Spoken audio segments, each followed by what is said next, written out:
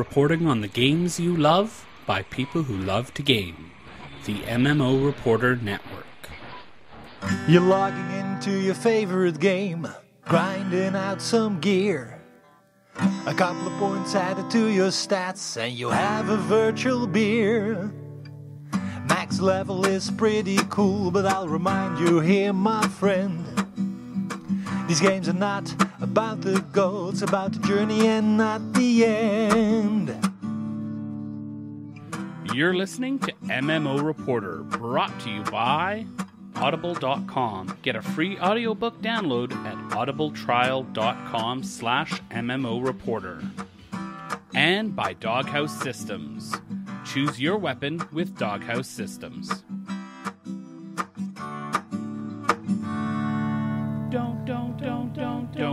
Don't forget about your ults you need to cherish. Each and every little character you've got, no matter what level they're at. Don't forget about your ults you need to cherish. Hello everyone, and welcome to another episode of MMO Reporter. This is episode 296. I'm Chris, and I'm joined by the ever so affluent Mr. at MMO Bill. Hello, Bill. Yeah, I don't know that anyone's ever accused me of being affluent. You are. I don't think that word means what you think it means, and I do smell fine, by the way. You are affluent in personality. Oh, thanks. That's what I try to do. Oh, shucks. I know, right? I'm affluent in everything except what affluent means. All right, we do have a show. We've got some wonderful summer stories, as we were talking about in the pre-show beforehand. It's a little bit like a light summer ale, wouldn't you say, Bill? There's just not a lot of substance to it, but it's going to taste great, and it's going to be really refreshing. As long as it's cold, yes. As long as it's cold, I completely agree with you. While we get into what we've been doing, though, we do have a few people in the chat room. Feel free to let us know what you have been playing in the past week, and we'll mention it at the end of this segment. Bill, what has been keeping you busy in the world of MMOs?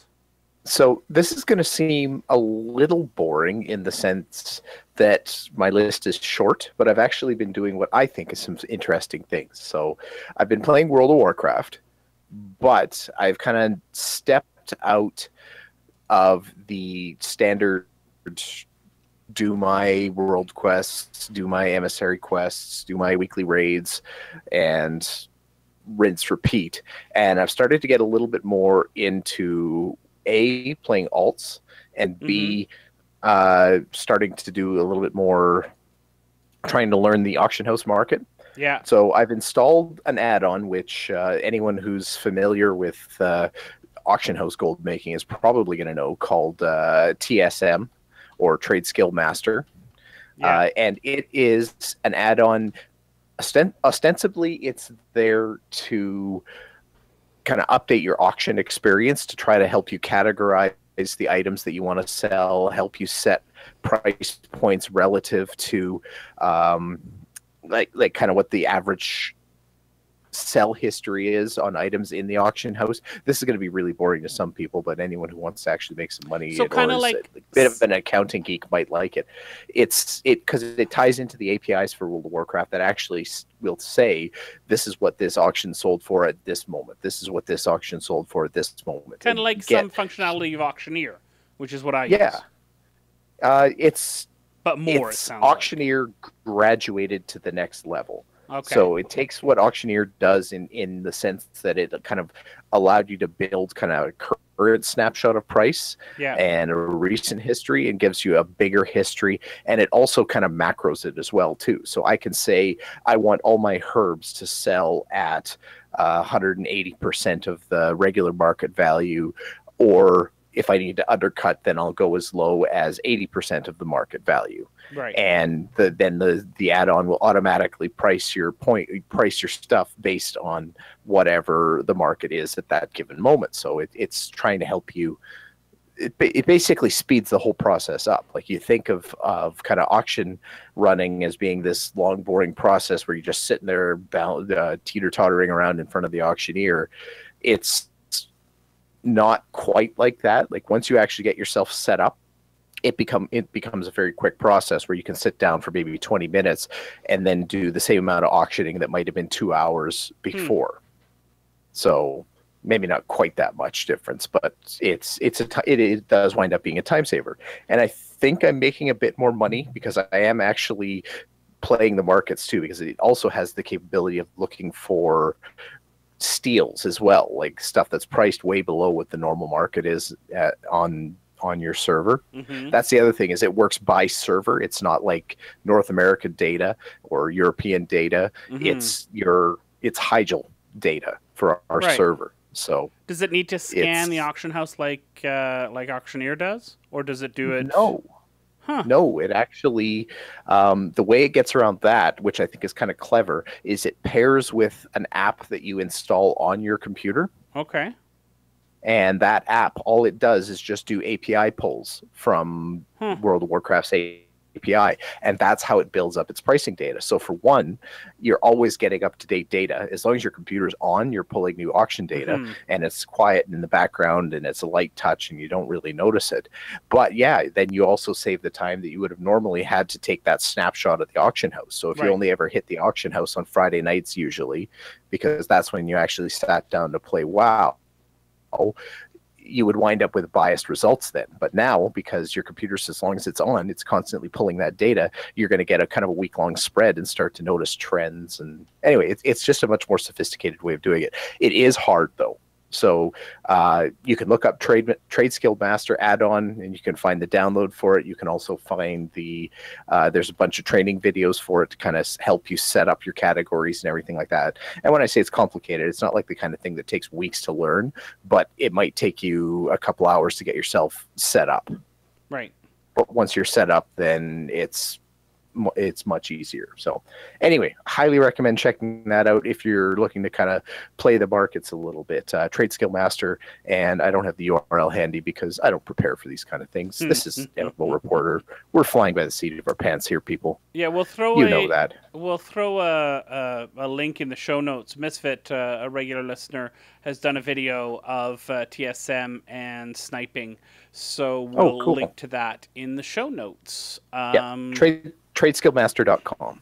Yeah. So it's actually not that hard. Not that hard at all. And the other thing that I've been doing is I abandoned my priest for a little while because I just couldn't priest anymore. And I pulled out my old hunter that has been sitting there languishing for years in Draenor.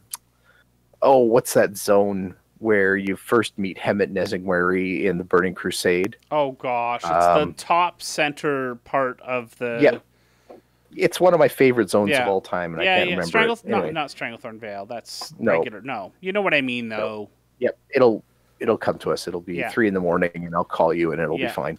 Yeah. So I picked that up, and I picked him up again, and I blasted through the end of Burning Crusade, and started up the beginning of Wrath of the Lich King, and it's been kind of a neat nostalgia run. I actually really enjoy playing the Hunter again. Like I missed that. The Hunter was actually the very first class that I played when I bought World of Warcraft back on release day. Yeah. Like 20 million years ago or whatever that was. I think almost everybody played a Hunter first, but I know I certainly did. I did. And yeah. I did. Yeah. So there you go. Anyway, I was having a lot of fun with that, and I think I got him up to 70, just shy of 72 now.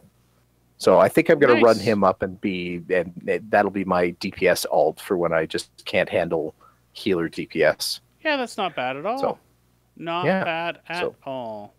So that was basically my week. How about you, Chris? Well, for me, some WoW. Surprisingly enough, we streamed on Wednesday night. That was fun, as always. Did also jump back into Dreadnought. Got me one. I played Dreadnought a little bit, like I talked about last week. If you're interested in it, it's basically World of Warships with spaceships. Very fun. Adds the 3D element to things. It is feels very indie, which the booth and stuff did not. However, the textures on all the ship definitely do. So it's not the prettiest thing, but it plays really well. I'm also playing the really slow class, so that makes it feel a little slower. But I'm really enjoying that. But that got me wanting to play World of Warplanes, which is I've always had a soft spot for World of Warplanes. So that's another one that I have been playing as well. Basically, overall, just having fun in some different MMOs. Didn't get into LOTRO like I wanted to. I really did, but I didn't get a chance this week. Mostly, though, in WoW, I've been focusing on gold production. I know it seems silly, but the way I've got my character set up now is I think the best way for me to make money, which is I make money from running content. I go from place to place to do this or that, and I get all the ore, which is one way that I do it. But on top of that, I took enchanting so that I could disenchant, and I'm making a fair chunk of money off disenchanting purples and selling them on the auction house. So by running content, getting gear, disenchanting that gear, which breaks us down into a chaos crystal, boom, I'm making money. And I like that. It works for me. It's not the best money-making thing, but it's more money than I was making before I was doing enchanting, and my blacksmithing wasn't making me any money. Yeah. Yeah, blacksmithing, I think, requires a fair bit of conversion. Like, you have to be willing to get your mats, turn it into something, obliterate it, and then get into that obliterum market, which takes, I think, probably a little more time and patience, but... Yeah. Anyway, good. Yeah, no, it's been a ton of fun. I've really, really, really enjoyed it. So, yeah, it's been pretty cool. So that has been what we have been doing in game. If you like what we do, if you want to support what we do, check out our Patreon page at patreon.com/MMO Reporter, and you can become our patron like our favorite people in the entire world. They are fantastic people, our patrons. We love them. Go check it out. Find out the different patronage levels that you can look at as well. You can also check out MMOreporter.com/support and help us out there. But basically, you can become a patron, or you can distract me in the chat room. Like all the people are doing there. There's a few people in there that are spamming a little bit, but it's okay. We'll be fine. Hey, patrons, you are fantastic. Thank you so much. Really appreciate everything that you do to help keep the lights on. Let's move things along to the news.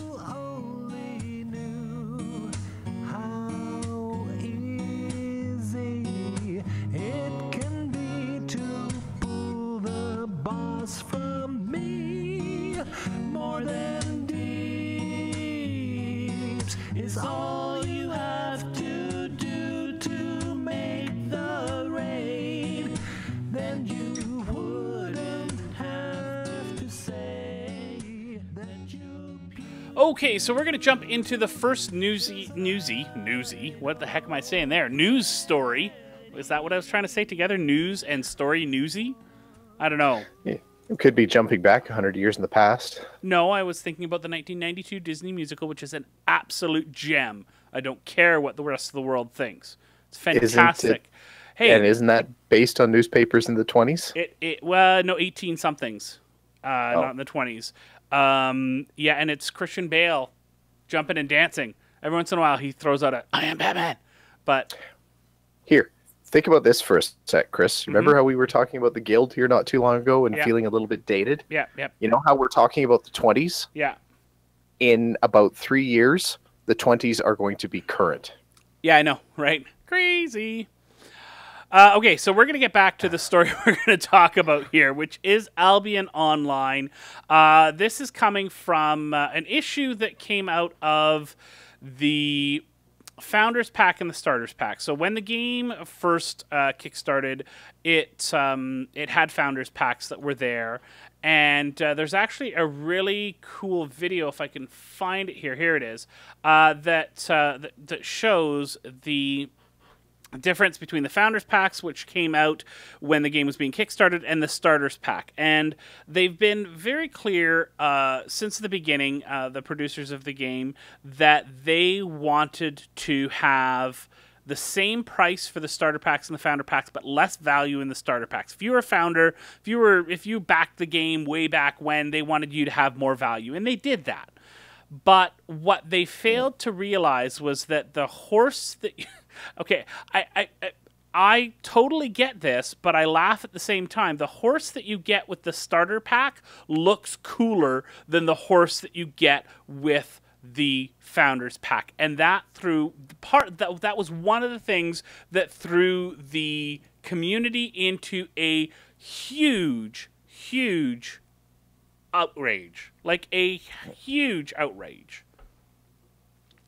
And so with that, they had that, but not only that, that wasn't the only issue that they had. Also, there was a community uproar that the Founders Packs did not have a bigger head start than the Starters Pack. They would all go into the game at the same time, and community uproared. So the developers did do a bit of a mea culpa. They have said that Founders will get, in addition to what they got with the Founders Pack, all of the corresponding starter pack equipment, item and mounts of their respective tier. So if they got Veteran, Epic, or Legendary, they'll get whatever is in the starter pack as well for no extra cost. And Founders will get another 10% gold on top of the 10% that they were already getting. So they're big mea culpa, big... we done effed up, to quote Angry Joe, and some issues there. Now, I really have some issues with the uproar that was around this. But before I get into my thoughts, I want to know what you think, Bill. Well, my first thought is this is part of the... This is what happens when you pre-order people. Don't flip and pre-order. Just let the game come out. Like when you have to get into these the premium tiers because of our loyal fans that get started, and I was doing really douchey air quotes there, by the way, so just so everybody knows, this is what happens because you could have, it's a beautiful vision and it's all sunshine and rainbows when the game is on whiteboards and on pieces of paper and is a little bit of concept art and everything like that. But the whole design process can derail all of those good ideas. And it's not at all surprising that the Founders Pack and the value that goes into the Founders Pack gets to the bottom of pile Z10 in terms of priority because they're trying to get the game out the window. So what the heck do you expect? This is going to happen. It's not going to happen in every game, but when it happens in a game, it's really hard for me to muster up a lot of indignant rage on behalf of the people who didn't think that their mount was cool enough compared to what the starter pack is. Because ultimately, all those people that jumped in at the founders level, they did exactly what the company wanted. But you know what? It gets down to what have you done for me lately? The game gets to its release moment, and they're not focused on the people who founded the game 5 years ago or anything like that. They want to build a player base as large as they possibly can. They're not, and you don't build the player base larger by heaping repeated rewards on the people who whose money you already took and spent 5 years ago. They want that new money. They want those new customers, and it's a very easy logical path to follow that something like this happens. So yeah, I feel bad for the people who are disappointed and felt like they didn't get what they wanted, but at the same time, there's not even a little bit of a thing that's shocking about this.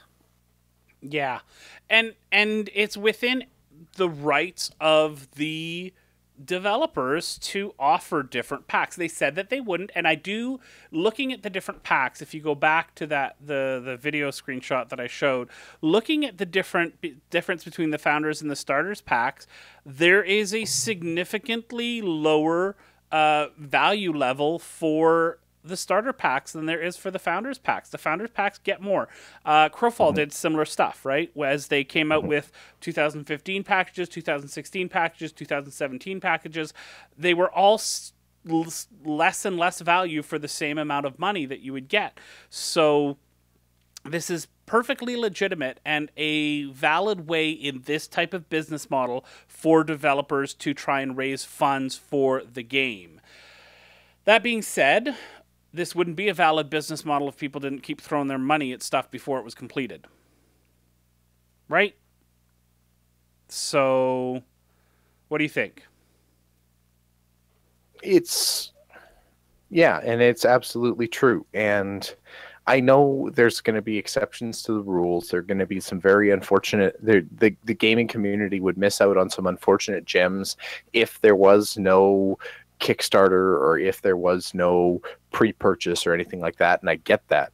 But I honestly believe that right down to everything, you see more garbage because of pre-ordering and buying before there's even a product to buy than you would if the industry was locked down to not necessarily by law but just by practice, that you buy the game when it's done. Like you put the gift that you take money from people when your product is finished. Yeah. And I have to say I sort of miss that. Like I understand that it's a different age and everything, and that it's that game release is now this fluid thing where release day is not near as important as every day after release day or anything like that. We're talking about that next story. Yeah, but I miss going down, buying a thing and having that thing and enjoying that thing, and not necessarily wondering, okay, when are they going to do the balance patch? When are they going to add the DLC? When are they going to give me my spider mount? I long for the days of here's the game, play it, it's fun, and then move on to the next one. Yeah. Now that being said, in MMO land, I don't remember a game that hasn't launched with a patch, right? No, for sure. And yes, clearly that's not a concept that really jives with MMOs, and I get that. That's fine. But we're kind of drifting topics here a little bit too, so that's probably my own dang fault. But there's a difference between day one patches and 6-month patches and that kind of thing, and taking money when you've got nothing but concept art and a good idea. Yeah. So I think it's really tough. I think players need to understand. They need to look at all these pre-order packages, all this sort of stuff, with the idea that whether it's a formal Kickstarter, whether it's starter packs like they've got here, whatever it may be, I think it needs to be looked at less as buying a service rather than giving money to the developer to support the building of the game. You're not, until the game is launched and you are able to jump in and play the minute they get your money, you are just sending them money, right? It's a charity at that point. Yeah. You're not buying anything, it's a charity. Yeah. And if you're disappointed in what that charity gave back to you, then you're doing it wrong. Yeah. Sorry. Okay, we're going to move on from here to talk about a related story, which is talking about Riders of Icarus. Now, some of you may remember, oh gosh, a long time ago, when is it here that I launched this? The 28th of July, almost a year ago, 2016, I did my review of Riders of Icarus. And I remember I had a lot of fun because my mount collecting craziness, this was actually the one what we're seeing right now for the video viewers. This is the first dragon I ever grabbed in the game, and it was fantastic, and I really liked that part of it. It was just kind of boring. It was very bland, very, very similar to Arcade and Terra and those games. Not quite so much Black Desert Online, a little bit less fun. Black Desert Online, I think, is a little bit more complex than that. But it was just kind of a little bit of a bland game with a great mount system on top of it. Hey, Bill, guess what? The review that I did a year ago, I'm a time traveler because the game has just launched now, Bill. It's wow, just how did you get such an amazingly exclusive pre-release copy of the game? You know, here at MMO Reporter, Bill, we try to do nothing but the best for our listeners, and we really want to get the latest and the greatest news for our listeners. But really what that was a soft launch. Not just a soft launch, mind you, Bill. It was a soft launch with a head start to the soft launch. Yeah.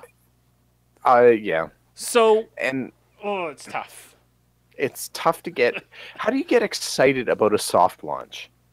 It's like, oh, the game is out, but it's not out. It will come out. We're going to launch it again later, but we launched it now, so you could play it now, but it's not actually coming out until later. How do you get excited about an actual launch when the soft launch felt like a bigger event? They're not wiping the servers. The servers are staying. Your characters are staying. Mm-hmm. They're adding some content and adding a new class, the Trickster, which I have to say, this is probably the best use of a teddy bear in a gameplay footage. I would challenge that. I don't think you'd have to raise the bar very high to find a better use. This looks dumb to me too. So this part of this is I wasn't impressed with Riders of Icarus when it soft launched anyway. There's the teddy bear. On top of that, this is stupid content to be adding to the game. I don't have any kind of, I don't know. I don't, this looks like, it looks like an April Fool's joke is what it looks like. Nope, this is an actual class, the Trickster. The Trickster looks like something that would come out on April Fool's. Yep. Kind of like a panda in WoW, huh? So, yeah. Yeah. Not far from that. Although panda priests are very cool. There is one thing about it, though, Bill. I know I'm interrupting, but the mounts. Is there a spider mount or something? No, but they're freaking awesome. There's a 3-headed dragon mount. There's like this badass lava dragon mount thingy. I have to play Riders of Icarus again. No. I need the mounts. I just... It's like Monster Hunter, if you've ever played that game, but with mounts. And it's just... Yeah. I'm sorry, Bill. Little cherub thing... Yeah, I know. I can't take... Yeah, it just seems like a joke. I'm not there. Yeah. So here's the thing. Here's the soft launch and let it I don't know. If you like Arcade, Blade and Soul, Terra, if you like the art style, if you like the quest direction for those type of Southeast Asian based games or Asian based games that tend to come out of Korea, then I think this is a pretty good game for you, especially if you like mounts. It's not a super easy thing. You don't just go to the mount and get the mount. There's spawn camping, and it's quite challenging to get some of the mounts, so there is some challenge there. So there's a lot there for people who do find the story interesting and do find the gameplay and the art style interesting. I just didn't. Mm-hmm. I was quite meh by the whole thing. But I think the soft launch, the soft launch a year before the hard launch. Okay, here's the thing. Soft launches are okay, but a year and I don't know. There's got to be something new about. Okay, why is it hard launching now? Why was it in soft launch for so long? Was it have they been adding content as they went along? Yes. See, that's the thing. Like, if they had been kind of progressing the story or something like that, then it comes down to terminology, and they're just trying to create more buzz by stealing the launch phrase or reusing the launch phrase, which scummy and everything, and it seems like a stretch, but whatever, that's fine.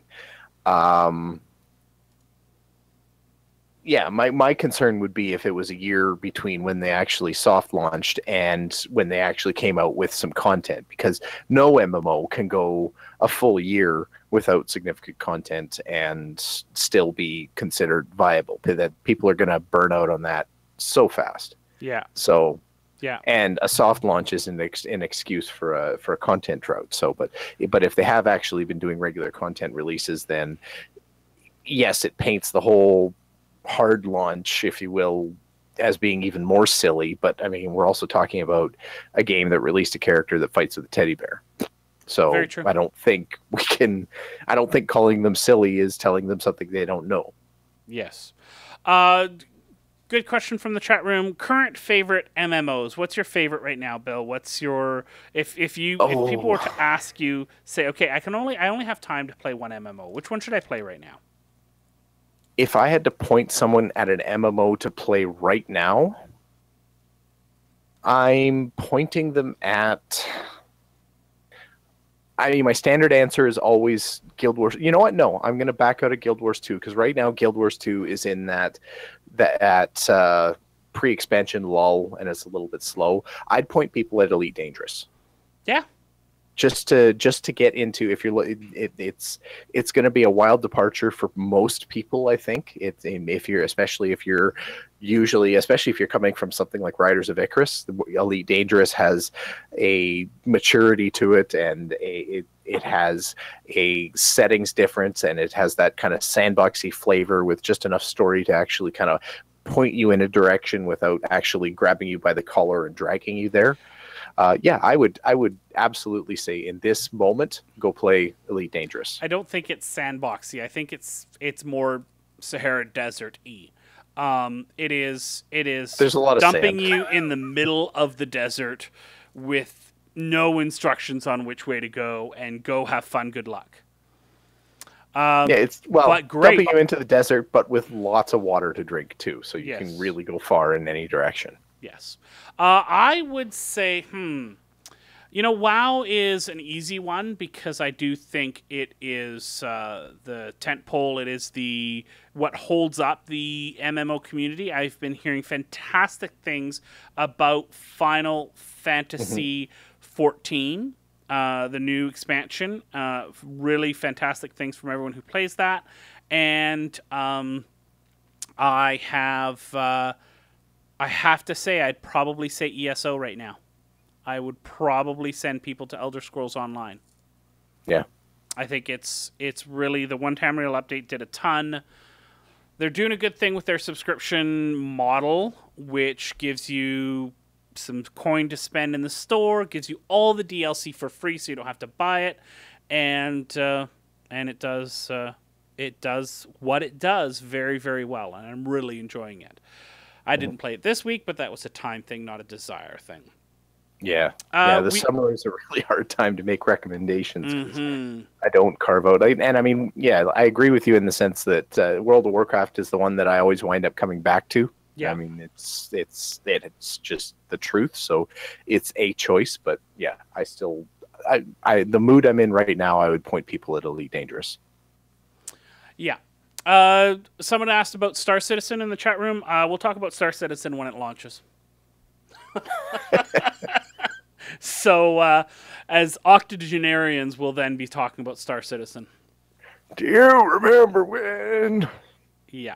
Virtual reality was not a thing. Yeah. Hey, Oculus Rift dropped their price. Sorry, total tangent. Oculus Rift dropped their price down to $399 for Oculus Plus, the touch controllers. Ooh. I know, right? The problem is I have used the Oculus Vive, and I do unfortunately believe it to be You didn't actually just call it an Oculus Vive. Oh, I'm sorry, HTC Vive. HTC Vive, thank you. Yeah, so there you go. Okay, so let's move really quickly on to our sponsors. Thank you so much to Audible. Go to audiblepodcast.com/MMO Reporter if you would like to hear the world's best audiobooks. You have a long commute, you have something that you need to listen to while you're exercising. Once you're done all your podcasts, go to Audible Books. They will hook you up with a great audiobook for you to read while you are doing whatever else you need to do. audiblepodcast.com/MMO Reporter. And of course, our friends over at Doghouse Systems, go to doghousesystems.com, use the coupon code MMO Reporter, and they, out of the goodness of their heart, will add a SSD to your purchase. So go check it out, doghousesystems.com, and use the coupon code MMO Reporter. Pull that world boss out a party, run through trash, you'll be sorry. Take a bio break without announcing. They may not rhyme, but they're quite possibly dumbest ways to die. Dumbest ways to die. Dumbest ways to die. So many dumb ways to die. All right, we are going to talk a little bit about Secret Worlds Legends. Now, this is a game, I just downloaded it the other day. I'm actually saving it for an opportunity to play it on stream because I want to do my character creation and the intro zone on a stream. And so I'm kind of excited for it. But Bill, you got this story. They have looked at the roadmap for what is coming up in the next year. So for the rest of 2017, they've actually taped out exactly what's going to be happening with Secret World Legends. So for those of you that didn't know already, Secret World Legends is Secret World re-released with a new, more action combat system, or kind of a combat system boost to change the game a little bit. But the biggest difference is the business model now. The game is free. And if you read the FAQ, they say about 8 different times in 8 different ways the game is free. So it's a freemium game. Where they make their money is the subscription boost, which I believe offers up stuff like accelerated leveling and like currency bonuses and that kind of thing. But they don't have content locked behind paywalls. You don't have to subscribe or do the micro purchases to get new areas or anything like that. The content in the game is completely accessible all the time, everywhere, and the subscription is just for convenience. So that's the difference between Secret World Legends and previous Secret World. Well, no, I think you missed the biggest one, which is this is no longer MMO is not necessarily the right term. This is now a shared world cooperative RPG where you can go through the entire experience solo. The game was kind of directed towards that anyway. And actually, as this update is going to show, that's actually not entirely true. So, like, the game kind of realized where it was for a long time now, and knew that its content had to be solo, small group for the most part. So they didn't have as many gigantic raids, I think, as they used to in the past, and that kind of thing. Now, that said, coming out, that's what we're going to see in the starting in August. They're adding mega bosses to the world. So that's going to be 40-player raid bosses out in the open world. They're going to be adding raids to the game, 10-man raiding. They're going to be adding, and that's coming in September. They're going to be adding other...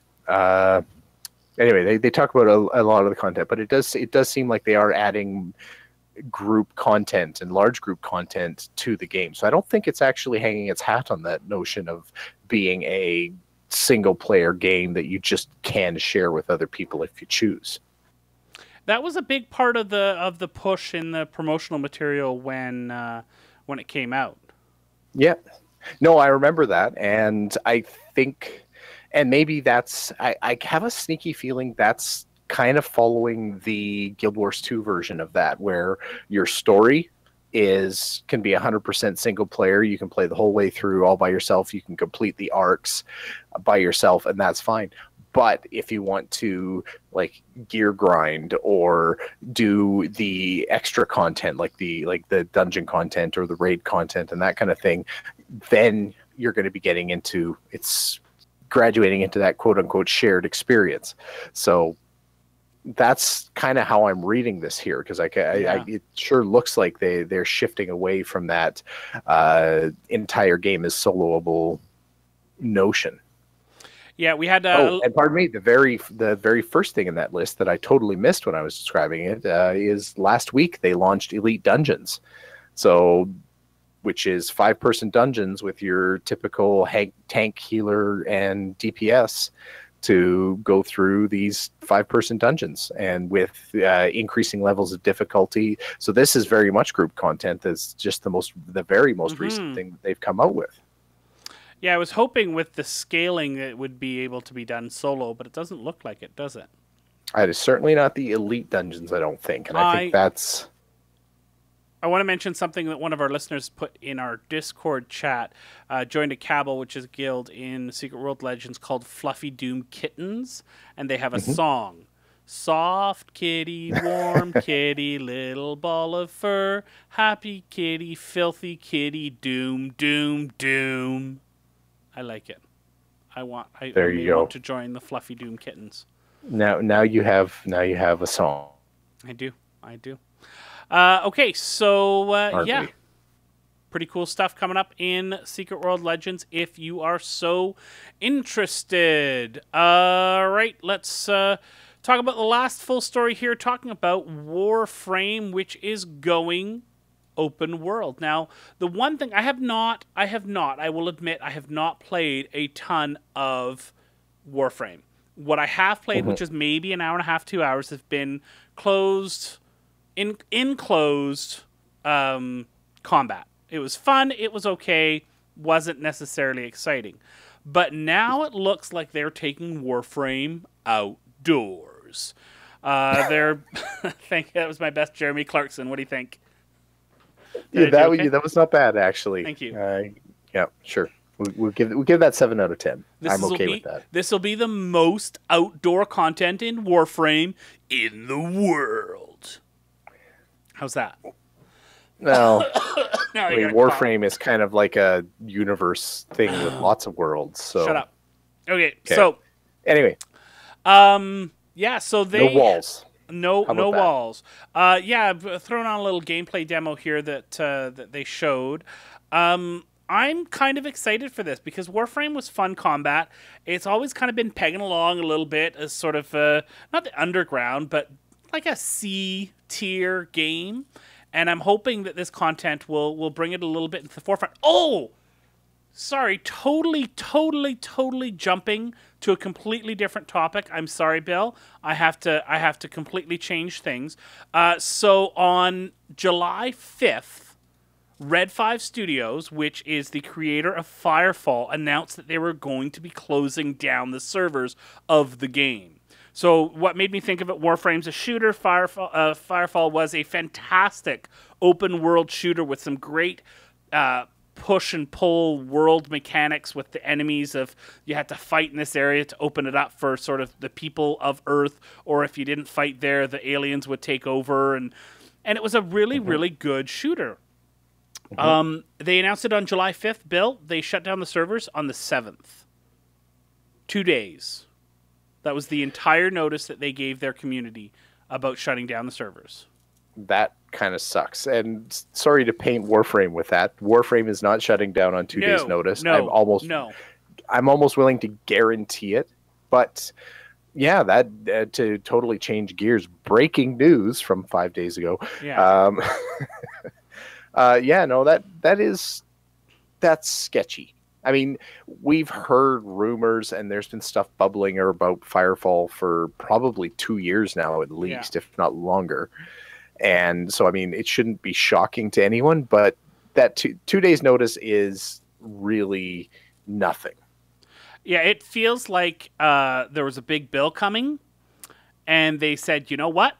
We're going to go down anyway, and it was just, I can imagine this because I've met a lot of the developers from Red 5. Fantastic people. Really, really liked them. I have a feeling it was the crushing weight of probably the debt that their company had accrued. Bills were coming due. And at one point, when you're under that much stress, really the only thing to just do is, okay, sorry, we're done. Like, that's it. I can understand a circumstance where that happens. It still sucks. Yeah. It sucks. I mean, it sucks as a game player, which is obviously the perspective that I'm speaking from now, but it sucks from everyone's perspective. I don't think anybody at Red 5 wanted that. I don't think anybody at their hosting company that's waiting for a bill wanted that. Like, there's nobody happy about Firefall being a fireball of nice, well done. Failure. Sorry. It's also kind of bad for the community. Not bad. It's sad for the community because as games shut down, there are events. There are things that people want to do one last time. There are things that people want to get together and plan for the next game that their group of friends is going to go to and run that one content one more time. And they did. Many of them, I'm sure, didn't get to do that. It's just, well, you know what? Yeah. Warframe, free to play. I hope those people can jump into Warframe, into the new open world landscapes, and have a ball. Yeah, they did say, by the way, I want to read this very clearly so that I don't want to misquote them here. This is a quote directly from their closure announcement. Your efforts and loyalty will not go without recognition, however. Firefall is currently developing a mobile version of the game, and all of Firefall's founders and players will be rewarded greatly in the new game. We will be sure to provide everyone with more updates as we have them. So they're looking at a mobile version of the game. Interesting. Yeah. Maybe they're going to team up with Turbine. Yeah, maybe. Okay, so back onto Warframe. I'm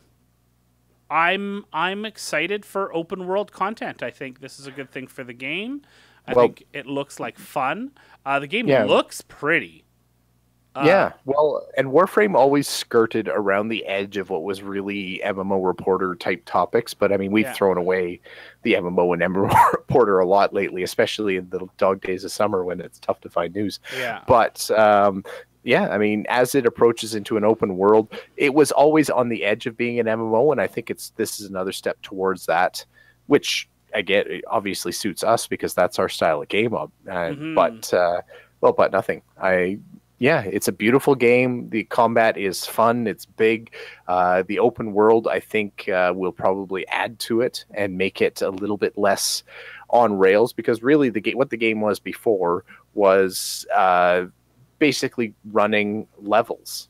Yeah. That's what it felt like, is like playing an action game and you were completing a level. And that's not bad. That can be a lot of fun. It is fun. But that's what it was. And now I think I think adding an open world aspect to it could be good.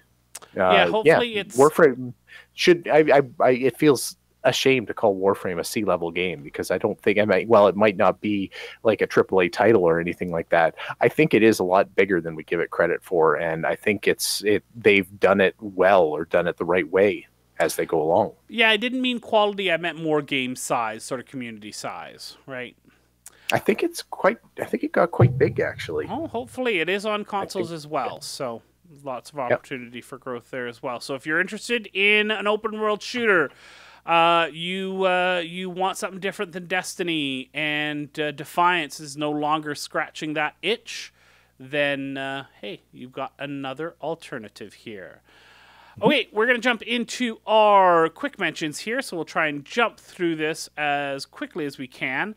First of all, changes to artifact power coming in WoW. Bill, give us the rundown. Yeah, this is not earth-shattering, and that's why it's a quick mention. Basically, artifact knowledge, for those of you already playing World of Warcraft, in the past, it was...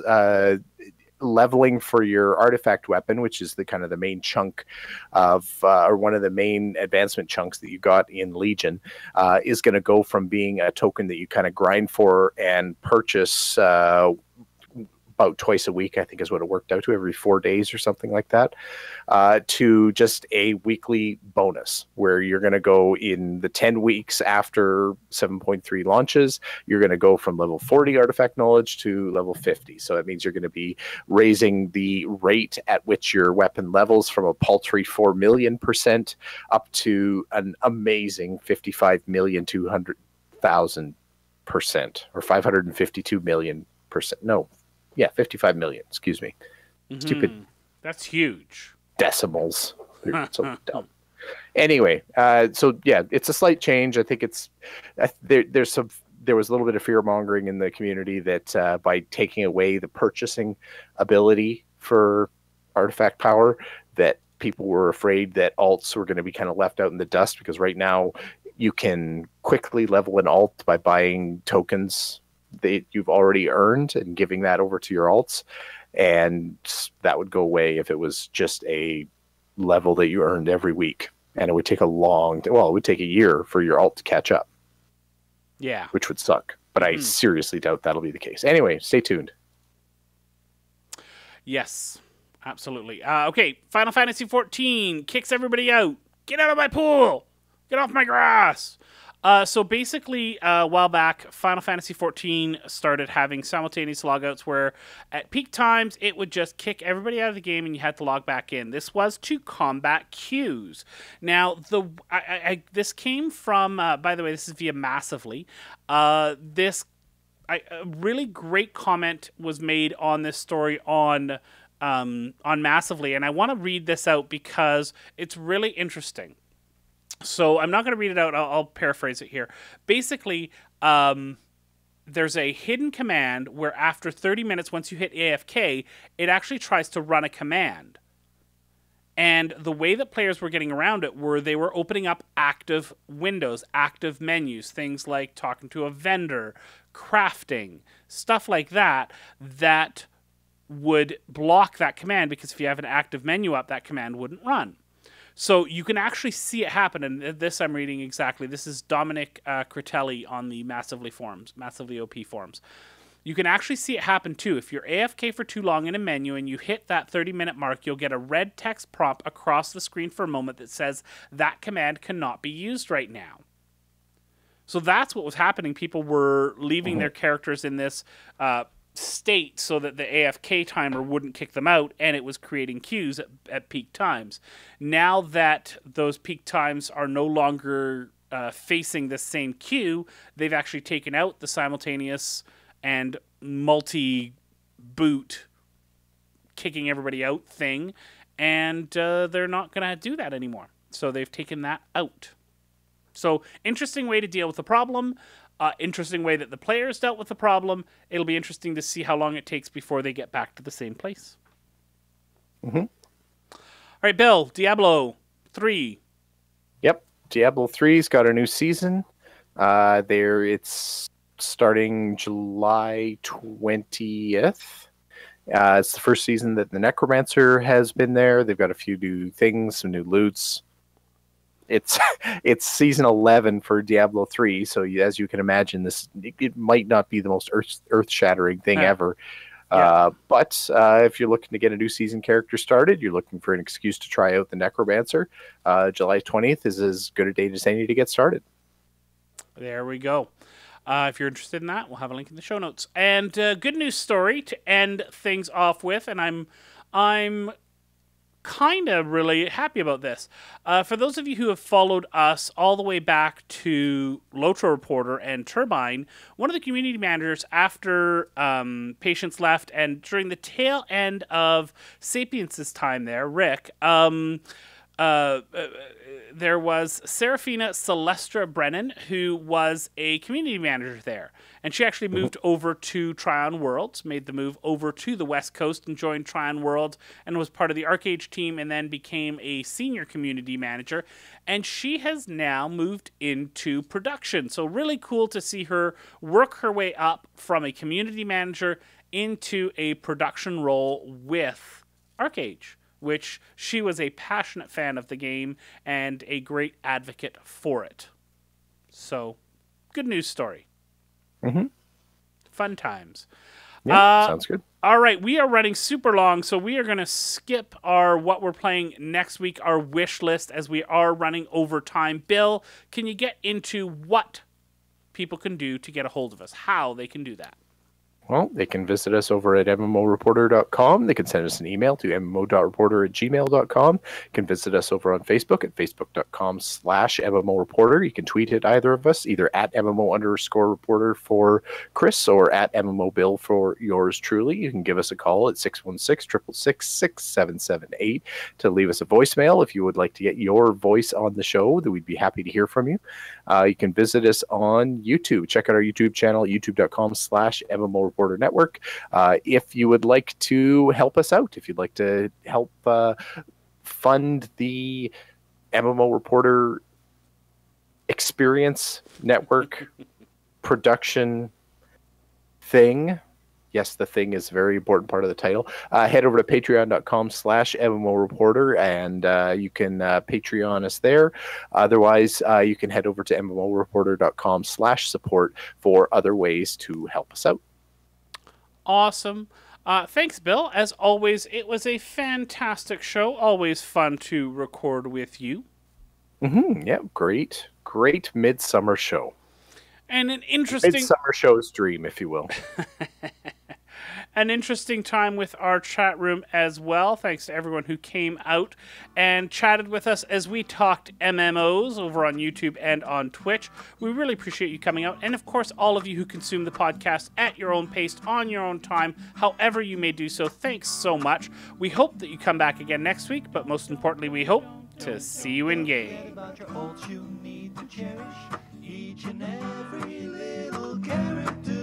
Thanks for watching the video, everybody. Don't forget to check out all the other podcasts at MMOreporter.com or by clicking on any of the links here. And please check out our Patreon campaign at patreon.com/MMOReporter. Thanks, everyone, and see you in game.